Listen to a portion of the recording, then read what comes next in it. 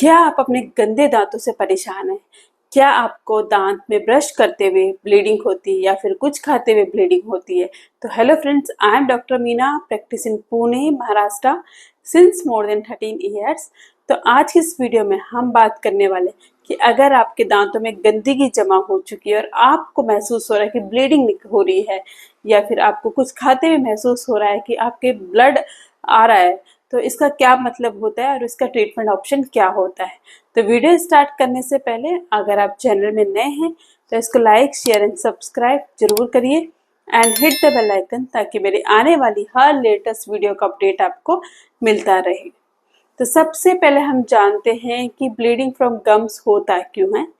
तो मोस्टली जो प्रॉब्लम होती है ब्लीडिंग फ्रॉम गम्स की, वो इस वजह से होती है कि आपके दांतों में आपके गम्स इन्फेक्टेड है, यानी कि आपके मसूड़ों में इन्फेक्शन हो गया है।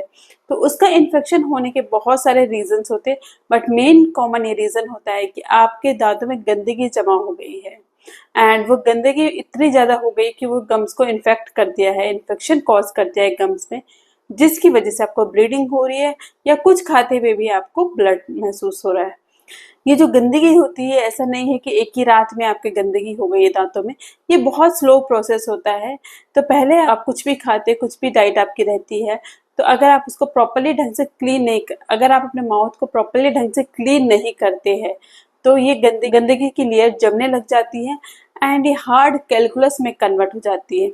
जैसे कि ये फोटो आपको दिख रही है कि ये बहुत हार्ड हो चुका है, बहुत हार्ड कैलकुलस बन चुका है, तो इसमें कन्वर्ट हो जाती है एंड ये आपके ब्रश से नहीं निकलता है एंड उस टाइम पे पेशेंट को विजिबल हो जाता है कि आपके दांतों में, आपके दांत की सरफेस के ऊपर ब्लैक लाइन से आ गई है, ये ब्राउन कलर का लाइन आ गई है। तो ये और कुछ नहीं, ये गंदगी है जो दांतों में चिपक गई है। इसका जो ट्रीटमेंट ऑप्शन होता है वो डिपेंड करता है कि कितनी स्टेज की गंदगी है। तो अगर इस टाइप की गंदगी है कि आपको ब्लीडिंग हो रही है और स्टेजेस होते हैं, तो अगर ग्रेड 1 ग्रेड 2 के स्टेज में होती है, यानी कि आपकी गंदगी आपको दिख रही है, ब्राउन और ब्लैक कलर का स्टेन्स आपको दिख रहे हैं, कैलकुलस आपको दिख रहा है, तो इसमें मोस्टली केसेस में स्केलिंग से ठीक हो जाता है, यानी कि दांतों की क्लीनिंग करानी पड़ती है, जिसको हम मशीन के द्वारा क्लीन करते हैं एंड इससे आपकी गंदगी हट जाती है और पेशेंट को कोई प्रॉब्लम नहीं होता। ब्लीडिंग जो होती है वो तुरंत स्टॉप हो जाती है। तो ये ट्रीटमेंट ऑप्शन बहुत अच्छा होता है।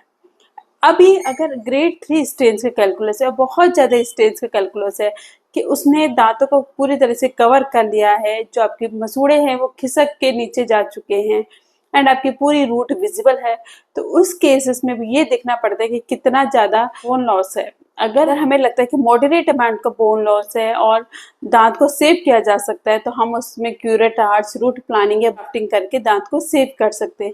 लेकिन कुछ कुछ केस ऐसे आते हैं हमारे पास कि उनके दांत में बहुत मोबिलिटी होती है एंड जो दांत जो रहता है वो सिर्फ कैलकुलस के सहारे ही सही रहता है, उसके कैलकुलस के सहारे ही रहता है एंड बाकी उसके जो गम्स होते हैं पूरी तरह से खिसक चुके होते हैं। तो उस केस में उसको बचाना बहुत मुश्किल हो जाता है, तो उस केस में उसका रिमूवल ही करना पड़ता है। तो ये सारे ट्रीटमेंट्स होते डिपेंड करता है कि आप कौन से स्टेज पे आते हो, उससे डिपेंड करता है।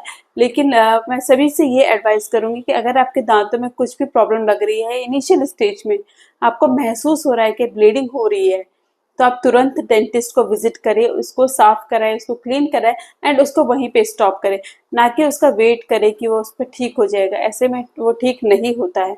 तो if you still have any doubt, you can write in the comment section. So thank you so much for watching my video.